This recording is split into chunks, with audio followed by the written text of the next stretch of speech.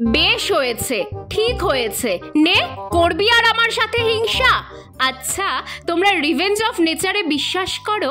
আমি কিন্তু করি। কেন বলছি শোনো তাহলে। তোমরা অনেকেই বলছো, দিদি তুমি সব গাছ দেখাচ্ছ, তরমুজ গাছটা দেখাচ্ছ না কেন? সেই যে গাছটা যেটা তোমার বোন বীজ ফেলে লাগিয়েছিল। আরে দেখাবো কি করে? তার সাথে তো আমার এখন দাও কুড়ুলের সম্পর্ক। বেশ কিছুদিন ধরে ঝগড়া চলছে। সে বলে দিয়েছে তার তরমুজ গাছ যেন আমি ভিডিওতে না দেখাই।